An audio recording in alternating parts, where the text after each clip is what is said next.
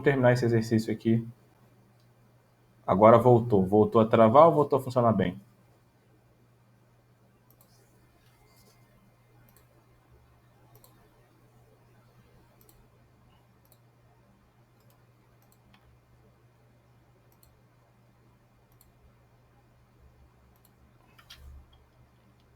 Ótimo. Dissemos que o nome empresarial pode ser de dois tipos, firma ou denominação. A firma pode ser individual ou coletiva. A firma está ligada ao nome do empresário. Estava contando um caso para você, né, de um conhecido que iria advogar e sabendo da necessidade, né, de em uma sociedade ele ter que incluir o nome, né, dele, e ele só tinha nome, né, como é que chama? Agora esqueci. Nome, não sobrenomes, né, nomes normais. E aí fizemos uma ação de retificação de nome, primeiro, na vara de família, para ele poder advogar justamente por isso. Porque para a advocacia, né, a sociedade de advogados, utiliza-se a firma ou o nome dos sócios no contrato. É justamente o caso aqui do Cruz de Machado, né? Ele não pode utilizar Monsenhor. Então, a alternativa à letra A está errada. Ok? Letra B. A pretensão de Cruz Machado não é possível. Cuidado, né? Às vezes ele coloca uma pergunta, a resposta está correta até um pedaço, depois ele erra na justificativa. Provavelmente é o caso da letra B. A pretensão de Cruz Machado não é possível, pois o empresário individual deve adotar a denominação indicativa do objeto social. Então, a justificativa está errada. Na verdade, a pretensão de Cruz Machado não é possível, pois o empresário individual deve adotar firma. Então, o que ele está dizendo na resposta contradiz o que ele mesmo disse lá no enunciado, que era empresário individual e tinha que usar firma, que é o correto, que é o que está na lei. Então, a B está errada porque a justificativa está incoerente. Ok? Letra C, acho que o Rodrigo falou, né, Rodrigo? Parabéns, era essa mesmo. A pretensão de Cruz Machado não é possível, pois o empresário individual opera sob firma, constituída pelo seu nome completo ou abreviado, exatamente como está o Código Civil. Tá? Então, a letra C está correta. Letra D de dado, a pretensão de Cruz Machado é possível, pois o empresário individual pode substituir o nome civil por uma designação mais precisa de sua pessoa.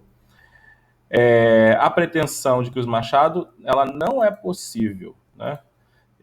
Ao contrário de que está dizendo aí que é possível. O finalzinho está certo, né? O empresário individual pode substituir por uma designação mais precisa de sua pessoa, né?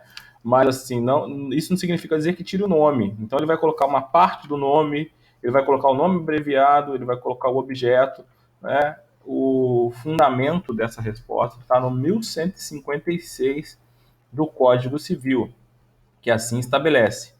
O empresário opera sobre firma constituída por seu nome, completo ou abreviado, aditando, se quiser, a designação mais precisa de sua pessoa ou o gênero da sua atividade, tá? Então é isso que a questão exigia de você, tá? Vimos isso então na aula passada, né? Como eu vou nomear uma empresa?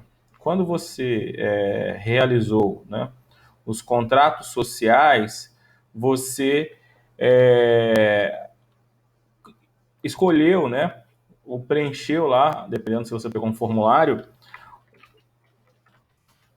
o nome empresarial daquela atividade empresarial. Não, né, o escritório de advocacia não permite o nome fantasia. Comentamos isso na aula passada também, né, que você tem alguns casos, né, que a gente vê, especialmente no Facebook, que o professor coloca assim: história de advocacia, busca da justiça, né? Liberdade, sei lá o quê, qualquer coisa que não seja o nome dos empresários. Está proibido. O Estatuto da Ordem dos Advogados do Brasil, que é a Lei 8906 de 1994, estabelece, né, que o nome empresarial, né, de um escritório de advocacia é composto pelo nome dos sócios. Artigo 16 fala expressamente sobre isso. Vimos também na aula passada. Lembra? Não são admitidos a registro, nem podem funcionar todas as espécies de sociedade de advogados que apresentem forma ou características de sociedade empresária, que adotem denominação de fantasia, né, que realizem atividades estranhas à advocacias. Então, em resumo, não, né? O nome empresarial não pode, de um escritório de advocacia, não pode ser uma denominação, nem pode ser adotar um nome de fantasia, tem que ser o nome dos sócios. Por isso que todos os escritórios de advocacia têm nele, né, o nome do sócio. Então, o meu escritório de advocacia se chama Medina Camilo e Teixeira Sociedade de Advogados. Não é porque eu quero, mas é porque a lei assim exige. O máximo que eu posso fazer é escolher qual a parte do meu nome que eu vou colocar.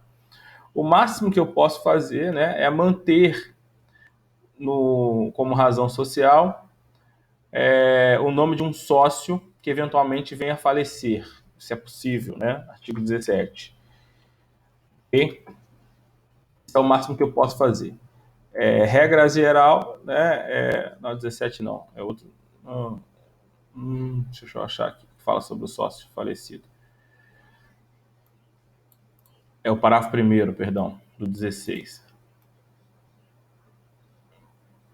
Mas a resposta para a sua pergunta é não, não é possível. Em que pese você vê algum escritório, né, de alguém aí colocando no Facebook alguma coisa nesse sentido. Isso não passou para registro, isso não está formalmente, isso não está correto. Se isso tiver no papel e for levado para registro na OAB, isso vai ser negado e está em desacordo com o estatuto, tá? Parágrafo 1º do 16, aqui corrigindo. A razão social deve ser obrigatoriamente o nome de pelo menos um advogado responsável pela sociedade, podendo permanecer o sócio falecido, desde que prevista o ato mais constitutivo. Então, às vezes, você tem uma sociedade, né, muito grande, com muitos advogados, e aí você coloca o nome do mais famoso, do primeiro advogado que deu início àquela sociedade, e aí tá lá, né, Siqueira Castro, advogados associados, por exemplo. Né? Então, você tem outros advogados que compõem a sociedade, mas o principal, o mais famoso, né, o titular, o iniciante, foi lá o Siqueira Castro, por exemplo, é o nome dele que aparece como na sociedade de advogados. Antigamente, a lei permitia que você colocasse advogados associados, e hoje a lei foi alterada e você tem que usar a expressão sociedade de advogados, tá? Mudou um detalhezinho aí. Isso é importante não só para o direito empresarial, mas também para aulas de deontologia jurídica, né? Que o pessoal do direito vai ter para poder fazer aí o exame de ordem, tá? O que mais que a gente viu na aula passada? A gente viu a denominação, que é aí a denominação pode ser qualquer expressão. A gente viu, né, que o nome empresarial ele protege, né, desde o registro a aquele nome, ou seja, a empresa que tem o nome empresarial registrado não vai ter outra que vai poder usar o nome igual. Essa proteção, em regra geral, é no estadual, podendo se pedir uma proteção maior. O nome empresarial ele é baseado, né, em dois princípios, né? São os princípios da veracidade e da novidade. Então, o nome empresarial ele vai ser, né, ele vai traduzir a realidade, ou seja, quem é sócio de verdade, qual a atividade que realmente é feita, e ele vai ser novo. Então, eu não posso ter um nome já existente no mercado, né? Então, quando eu lançar a minha atividade empresarial, eu preciso, primeira coisa que sou contador, que é normalmente quem faz isso, né, vai fazer para abrir a sua empresa, como a gente diz, é consultar perante a junta comercial ou perante o estatuto, né, a OAB, conforme o caso, se aquele nome já existe. Porque se existe, você não pode usar, certo? Princípio da novidade, ok? Vimos que nome empresarial não se confunde com marca, que não se confunde, né? Pois o nome empresarial é o nome da atividade, certo? É o nome do estabelecido, do negócio em si, né, da empresa, e lembrando que empresa é a mesma coisa que atividade, e a marca é o nome de um produto ou de um serviço. É possível que eu utilize a mesma expressão, certo? Carrefour, Extra, né, para designar tanto a empresa quanto o nome empresarial. De um tempo para cá, por exemplo, muitos hipermercados, né, supermercados, passaram a criar marcas com os seus nomes, né, com as mesmas expressões utilizadas no seu nome empresarial, pois aquela expressão acabou ficando conhecida, traduzindo valor, traduzindo confiança para o consumidor. E aí você vai no supermercado, né, e escolhe, né, entre uma detergente desconhecido e um detergente do Carrefour, um detergente do Extra. Você acredita que aquilo ali, se o Extra colocou o nome, é porque é de boa qualidade. Então você acaba optando por comprar. Então ele está transferindo, né, um respeito, uma tradição que tinha no nome empresarial para uma marca de um produto ou de um serviço. Tá? A regulamentação de marca, né, é totalmente diferenciada. Você estuda isso lá em outro instituto, em outra lei, né, em outro órgão. Seria uma pós-graduação só desse assunto. Né? Inclusive, quem fez o trabalho viu, né, quanto é complexo, né, o registro de uma marca. Nem tudo pode ser registrado, tem nomes que não são registráveis, tem nomes que são previamente desconhecidos, que são as marcas de alto renome. Existe, né, um processo, existe um órgão que fiscaliza, que no Brasil é o INPI, que é o Instituto Nacional de Propriedade Industrial, certo? Então o INPI é responsável por a receber esse processo de marca, verificar se existe já uma igual, verificar se está de acordo com a lei e, ao final, conceder ao requerente uma carta, né, um documento que comprove que ele é o titular daquela marca e só ele vai poder utilizar.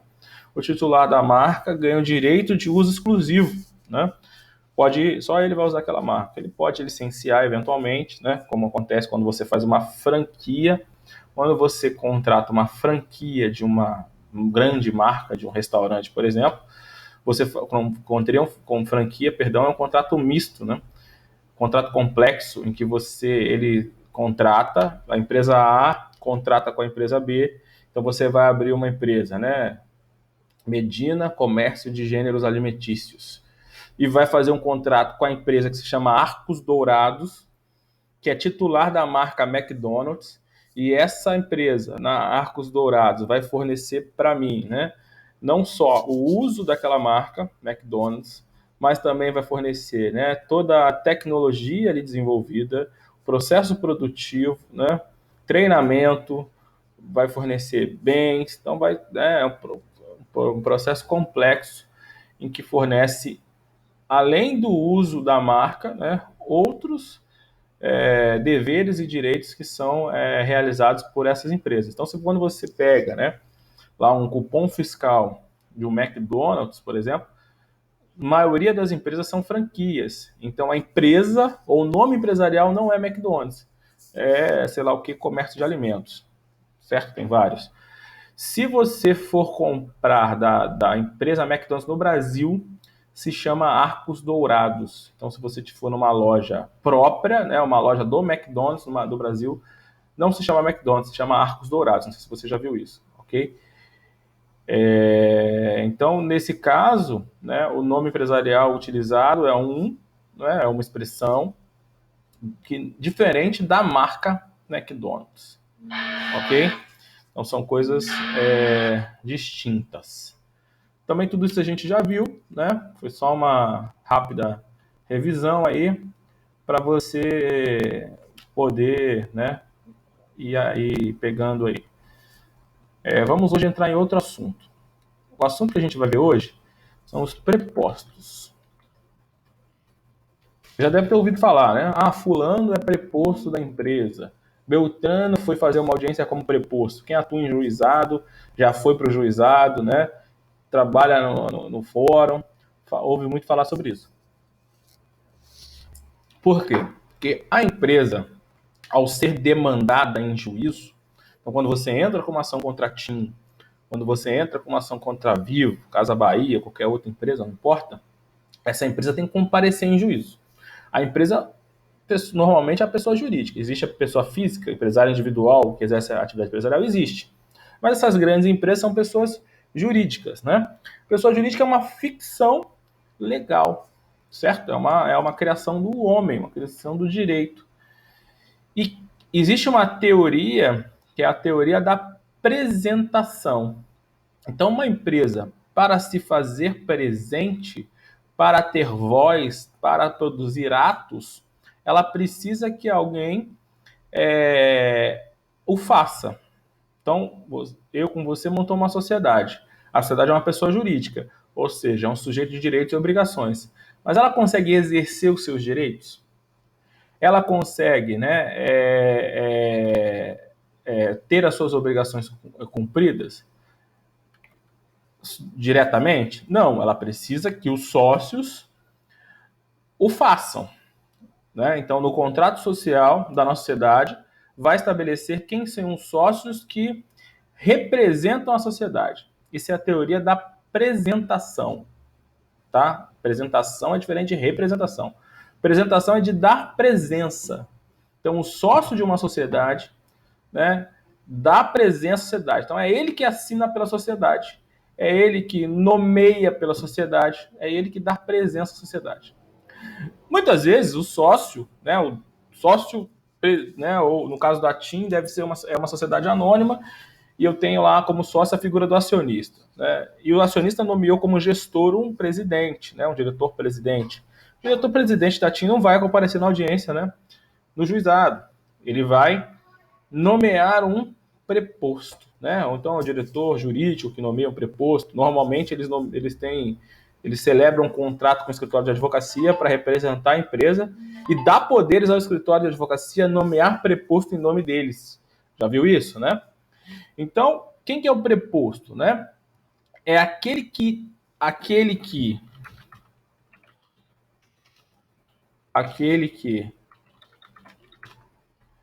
em nome de outrem,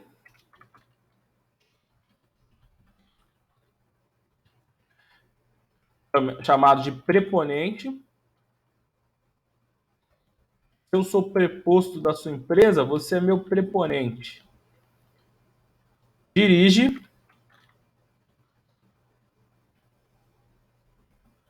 ou se ocupa de seus negócios. Então, a TIM, né, diretamente ou através de uma procuração que foi dada por escritório de advocacia, nomeou alguém como preposto para estar em audiência no seu lugar, ok? Dirigindo seus negócios, fazendo a sua vontade, celebrando um acordo, apresentando defesa, certo? Cuidado, né? Que uma coisa é o preposto, outra coisa é o advogado. Para atuar em juízo, regra geral, as pessoas, né, físicas e jurídicas não têm o que a gente chama de ius postulante, ou direito de postular. Atuar em juízo é uma questão técnica, né? Você tem regras que você tem que cumprir. E por essa razão, a lei, né, exige que, para que alguém esteja em juízo, alguém esteja acompanhado de um profissional técnico, que é o advogado. Então, além de eu ter um preposto, eu também vou precisar, em regra geral, de um advogado, pois eu não posso estar em juízo sozinho, né? Pois eu não tenho ius postulante. Eu não sei o prazo para apresentar a contestação. Eu não sei, né, a regra de inversão do ônus da prova. Eu não sei, né, todo o procedimento, né, as regras processuais que são necessárias para o desenvolvimento de um processo. Então, além de eu, né, pessoa jurídica, ter um preposto, eu também tenho que ter um advogado, né, um patrono, certo? Eu preciso de alguém que me auxilie tecnicamente. É claro que tem exceções, né? Essa é a regra. Então, eu posso atuar em juízo, no juizado especial, né, civil, em causas de até 20 salários mínimos, sem o advogado, né? Então, a Lei 9.099 admite a atuação, né, da pessoa sem o advogado para as causas até de 20 salários mínimos. A empresa, né, para atuar no juizado especial civil como autora, a lei ela é restritiva. Por isso que a gente não vê tantas empresas no juizado especial civil como autoras, a gente vê muito como ré. Pois, né, o sistema do juizado especial civil foi criado para, né, favorecer aquelas pequenas causas. Antigamente, o juizado de especial civil era chamado de juizado de pequenas causas, você já deve ter ouvido falar isso. Aí a lei 9.099 mudou, inclusive o nome, né? Então, para aquelas demandas, né, que são previstas lá na lei 9.099, que antigamente era chamada de pequenas causas, por quê? Porque antigamente você comprava um ferro de passar roupa na Casa Bahia, um celular, o celular não era entregue. Aí o que você tinha que fazer? Você tinha que procurar um advogado, você tinha que entrar com a ação, ir para a vara civil, que demorava mais, que pagava custas, né? Ou você tinha que conseguir gratuidade, para discutir R$ 100, R$ 200. As pessoas deixavam de ir até o judiciário e esses direitos ficavam violados e não eram, né, não tinha respaldo jurídico em razão da complexidade do custo. E aí o que o juizado fez, né? O que o juizado permitiu? Permitiu que para essas causas de pequeno valor, de R$ 100, de R$ 1.000, na verdade até 40 salários mínimos, e até 20, sem sequer você precisar de um advogado, você pode ir até o judiciário, bater as portas do judiciário, faz uma petição simples, né, informa o ocorrido e o juiz vai julgar para você. Para melhorar isso, né, também o juizado, né, em razão do volume de ações que isso ia fazer, o juizado criou o sistema lá de juiz leigo, né, que seria um auxiliar do juiz para poder dar vazão, né, a essa demanda, essa quantidade de ações que o juizado trouxe. Então, né, as antigamente pequenas causas, ou as causas possíveis na Lei 9.099, fazem com que a população passe a demandar mais, fazem com que a população possa ir ao judiciário buscar direitos que antigamente não eram respeitados e não valia a pena você buscar. Ok? Só que também tem umas restrições. Então, se você abrir a sua Lei 9.099, não sei se você já viu isso na faculdade, né, que é a lei atual que regula, né, os juizados especiais cíveis, você vai ver que, tá bom, né, juizado não é para qualquer tipo de causa, né? Então, eu não posso, por exemplo, atuar no juizado com causas em que uma das partes, que a parte seja menor, né? Causas que discutem Estado, como família, né, divórcio. Então, o juizado especial civil tem competência para conciliação e processos chamados de menor complexidade. Não cabe perícia no juizado, já viu essa expressão, né? Olha o artigo 9º, 8º, que fala das partes. Não poderão ser partes no juizado, não poderão ser partes no processo instituído pelo juizado. O incapaz, o preso, né, pessoa de jurídica de direito público. Então, a União, o Estado, o município não está presente no juizado, né?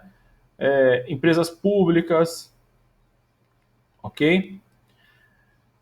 Parágrafo 1º. Somente serão admitidas a propor ação perante o juizado pessoas físicas capazes. Então, não tem, né, alimentos no juizado.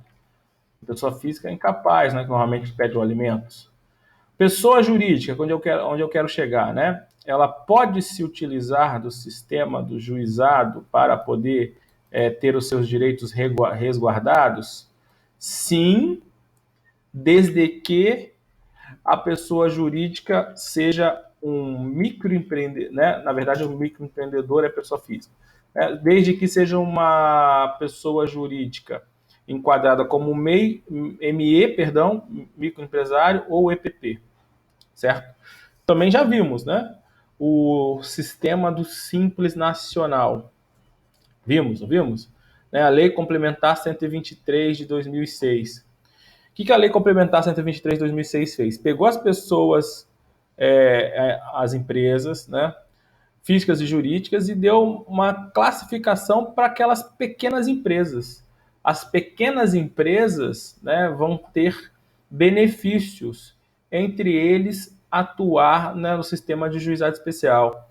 Como autora, é melhor você atuar no sistema de juizado especial porque não tem custas, o processo é mais rápido, porque você sequer precisa de advogado se for até 20 salários mínimos. Tá? Mas a empresa que vá para o juizado especial, ela vai ter que mandar um preposto, por mais que ela não precise de advogado. Então, não confundir, né, a representação de preposto com a representação do advogado, né? O advogado também toma conta, né, dos poderes da empresa, mas assim o faz porque a lei precisa, porque para atuar em juízo, né, você precisa. Então, aí quando você vai lá para o estatuto, né, da Ordem dos Advogados do Brasil, a gente vê outras atividades que são exclusivas do advogado. O mais comum é a questão, né, de atuar no juizado. Então, são atividades privativas da advocacia. Atuar no juizado, não, na justiça, né? Mas tem outras funções, como, por exemplo, atividade de assessoria, né? Então, artigo 1º da Lei 8.906. São atividades privativas de advocacia, a postulação em qualquer órgão do juizado e nos juizados especiais, né? Lembrando que até 20 salários mínimos não precisa. E 2, atividades de consultoria, assessoria e direção jurídica. Atividades privativas de advogado. Tá? Então, isso eu te falei para quê? Né? Para separar, né, a diferença entre prepostos, né, e a preposição que é feita por advogado em razão da necessidade das empresas e também das pessoas físicas, no caso do advogado, de representá-los em juízo, tendo em vista a ausência do ius, né, direito postulatório, certo? Voltando a falar do preposto, né? Quem outorga, né? Outorga, quem que é outorgar? Quem outorga poderes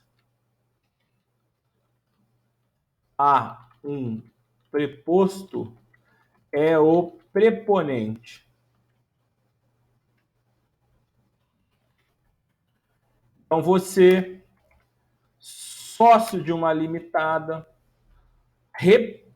representante de uma limitada, que faz às vezes da pessoa jurídica porque ela não pode fazer, você nomeia um preposto, pode ser um funcionário, pode ser, né, o contador, pode ser alguém que trabalha para o escritório de advocacia, o estagiário, não importa, para que represente você, por exemplo, na audiência, certo? Então, o preponente, ele transfere poderes, né, para alguém representá-lo. Esse alguém é o preposto, tá? O preposto, ele pode ser um preposto dependente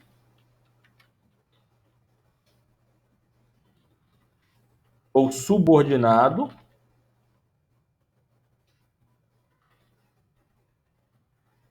como, por exemplo, o empregado,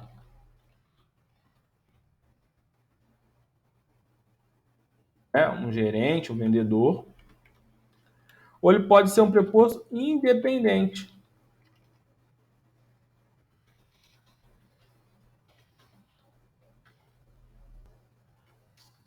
não subordinado,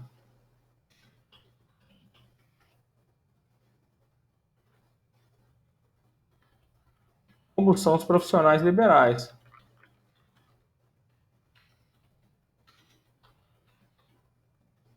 Exemplo, um contador.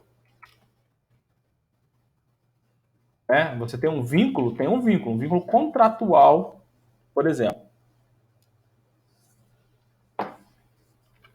Ok? O Código Civil estabelece algumas regras, né, sobre preposto a partir do artigo 1169, né? Então, dos prepostos em geral,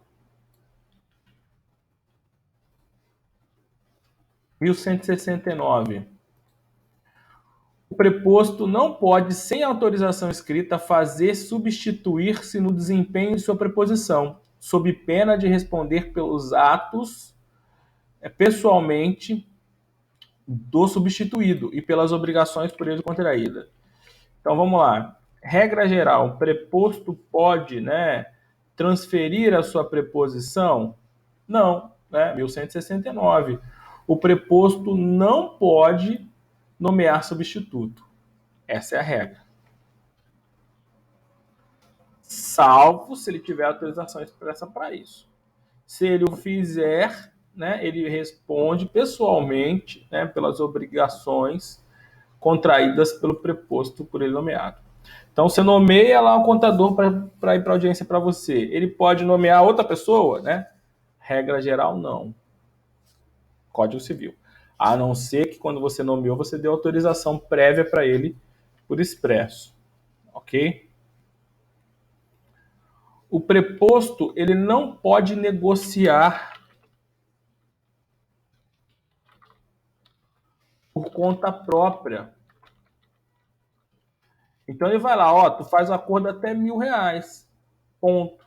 Se você fizer um acordo mais de 1.000, a responsabilidade é sua. Ok? Então, novamente, salvo autorização expressa, o preposto não pode negociar por conta própria. As negociações são aquelas que foram, né, previstas pelo proponente. E se o fizer, responderá por perdas e dano. O 1171, né, fala que é válida a entrega de documentos, bens ou valores ao preposto do preponente. Então, o preposto pode receber as coisas pelo proponente? Pode.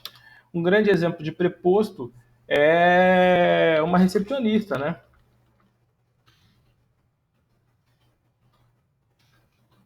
Uma recepcionista da empresa que recebe documentos, assim o faz na condição de preposto da empresa. É claro que é um preposto subordinado, que é um empregado e tal, mas é o exemplo, né, da recepcionista que recebe, né, bens, documentos em nome do proponente. Isso está previsto no artigo 1171.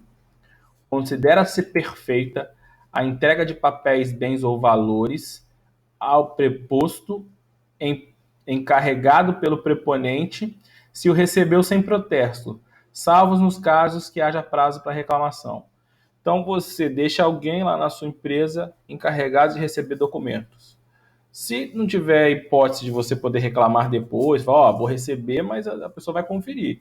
Fora essa hipótese de você poder reclamar depois, a entrega feita ao preposto é válida, porque ele está lá para exercer essa função.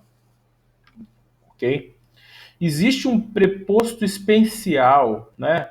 Um preposto que tem mais poderes do que esses poderes gerais que a gente acabou de ver, né? Um preposto que é o chamado gerente.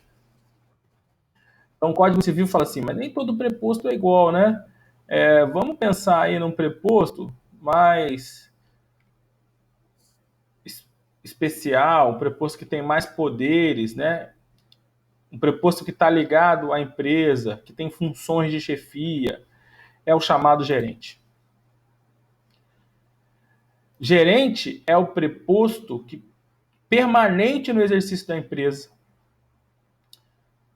da sede, da sucursal ou da filial. Então, quem é o gerente para fins legais do Código Civil? Cuidado, que lá na CLT, para fins de hora extra, né? Vou repetir, Carlos. Eu tenho uma definição, vê se melhorou. Ver se está aí. Está congelando ainda. Eu tenho uma definição de preposto para gerente no Código Civil e eu tenho uma definição de gerente para o direito trabalhista, que tem funções diferentes. Ok? Vou fechar minha câmera e ver se melhora, ver se você consegue me ouvir. Tá me ouvindo bem? Eu fechei a câmera, tá só a voz.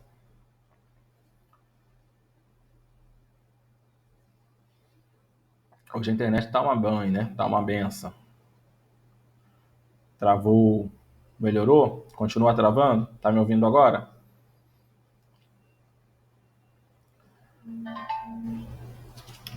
E aí, tá me ouvindo? Me diz aí.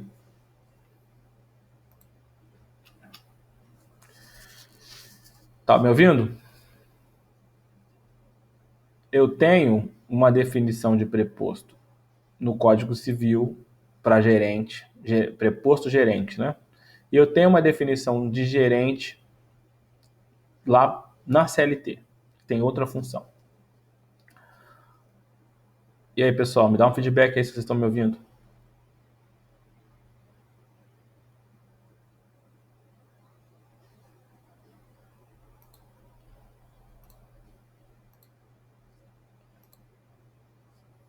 Alô?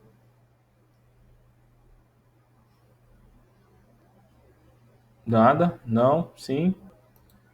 Alguém?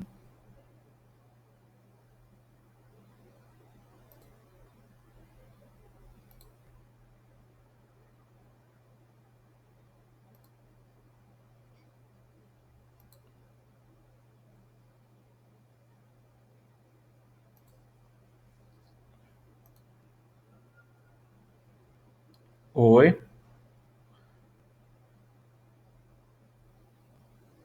E aí, voltou? Tá me ouvindo?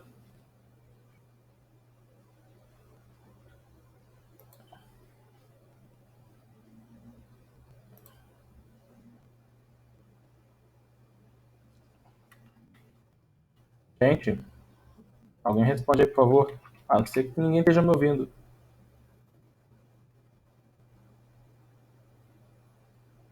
E aí, Carlos, melhorou?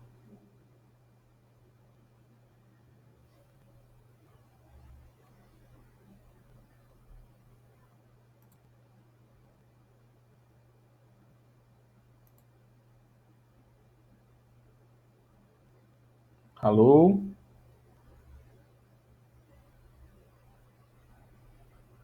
Estão me ouvindo? Continua travado?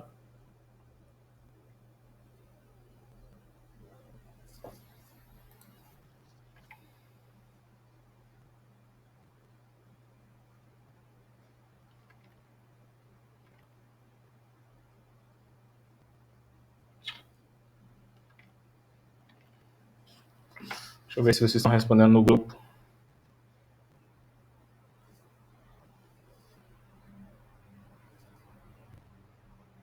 Aqui não. Alguém que falou que travou e eu fechei a câmera, abri de novo, melhorava. E eu tô perguntando aí se como é que tá. Tá me ouvindo, Aline? Voltou? Podemos continuar?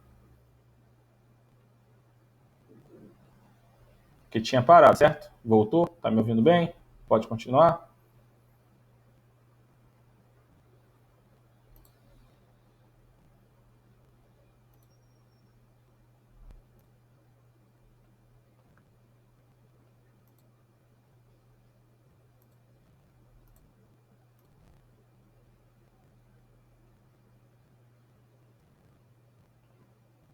Responde aí, pessoal. Por favor.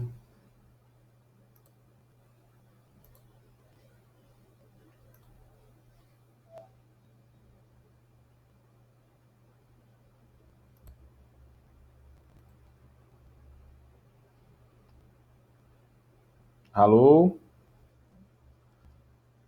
Tá me ouvindo? Vocês estão aí ou deixar o computador ligado e voltar a dormir?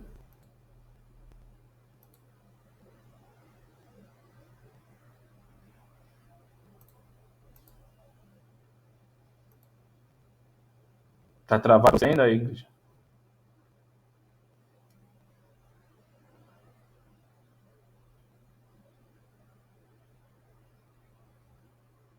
Não tá travado, Karina? Ou tá ouvindo? Não, não entendi. Para mim, não. Para mim também não. Então pode continuar?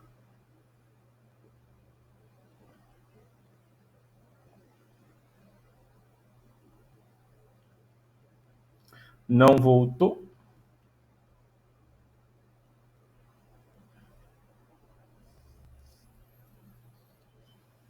Vou sair, então vou voltar de novo, ok?